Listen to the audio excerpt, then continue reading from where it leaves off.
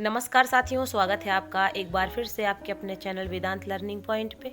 आज आप सभी के लिए डीएलएड सेकेंड ईयर के सेकंड पेपर समाज शिक्षा एवं पाठ्यचर्या बोध से यूनिट नंबर 1 शिक्षा की दार्शनिक समझ से जॉन डीवी का शिक्षा में योगदान का टॉपिक आपके लिए लेके आए हैं।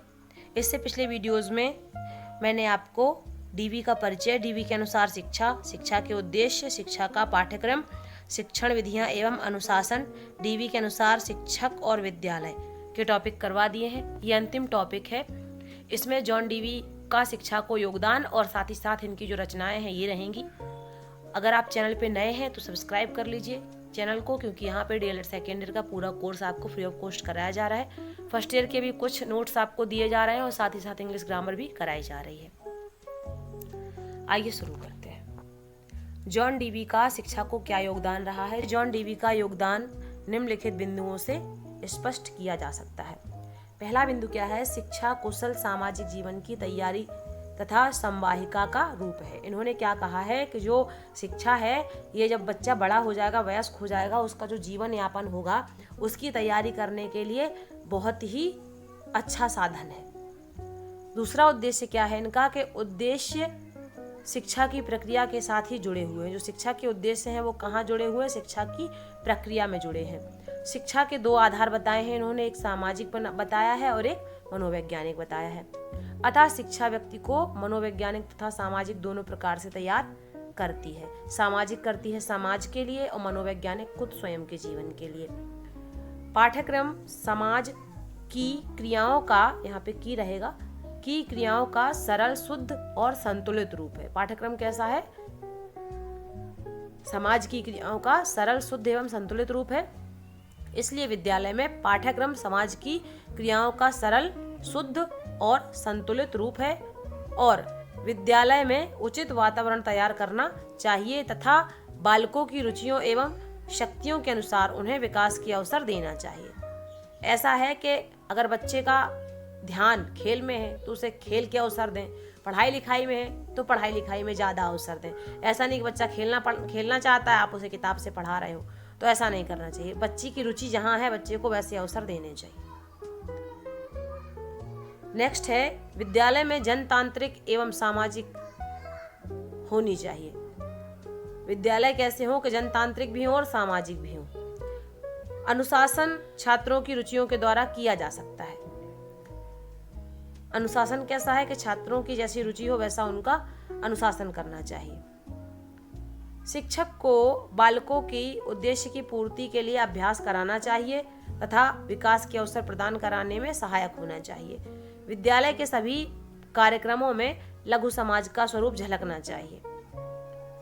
शिक्षण की विधियों में अनुभव तथा क्रिया द्वारा सीखने पर बल दिया जाना चाहिए। जो अनुभव बच्चे का जो है उसके अनुसार और करके सीखने की क्रिया बल होना चाहिए। बच्चा करके सीखे, किताबी ज्ञान न रहे, बच्चे करे भी, करने के बाद सीखे। पाठ्य विषयों में सहसंबंध होना चाहिए। बालक प्रमुख है, अतः सभी क्रियाकलाप बालक की रुचि और शक्तियों के आधार पर निर्मित किए जाने चाहिए। आजकल भी शिक्षा कैसी है? बाल केंद्रित है, बच्चों को केंद्र में रखा है। तो ध्यान रहे कि बालक की रुचियों के अनुसार उनकी शक्तियों के आधार पर निर्मित किए जाने चाहिए। इस प्रकार डीवी ने क्रियात्मक अध्ययन को उचित समझा है। डीवी के अनुसार करके सीखना सबसे अच्छी क्रिया मानी गई है और ये अच्छी है भी। नेक्स्ट है डीवी की रचनाएं। देखिए डीवी की क्या क्या रचनाएं हैं। डीवी की आधुनिक शैक्षिक विचारों पर आधारित श्रेष्ठ कृतियां निम्नलिखित हैं। ये सिंगल क्वेश्चन भी आ सकता है कि डीवी की रचनाएं बताइए, तो आपको बताना रहेगा। पहली रचना है डेमोक्रेसी एंड एजुकेशन। इन्होंने ये 1916 में लिखी थी। सेकंड रहेगा स्कूल एंड सोसाइटी, ये इन्होंने 1899 में लिखी थी। तीसरी रचना है हाउ वी थिंक, ये 1910 में लिखी थी। चौथी रचना है एजुकेशन टुडे। पांचवी है माई पेडागोजिक क्रीड और इनकी छठवीं रचना है रिंस्ट्रक्शन इन फिलॉसफी। सातवीं रचना है क्वेस्ट फॉर सर्टेनरी। आठवीं रचना है interest and effort in education, ये 1913 में आई थी। इसके बाद नौवीं रचना थी the child and the curriculum, ये 1902 में आई थी।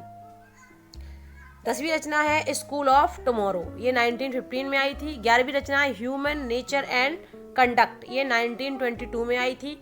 12th रचना इनकी रहेगी एक्सपीरियंस एंड नेचर, ये 1925 में आई थी। और 13th रचना इनकी है सोर्स ऑफ साइंस एजुकेशन, ये 1935 में आई थी।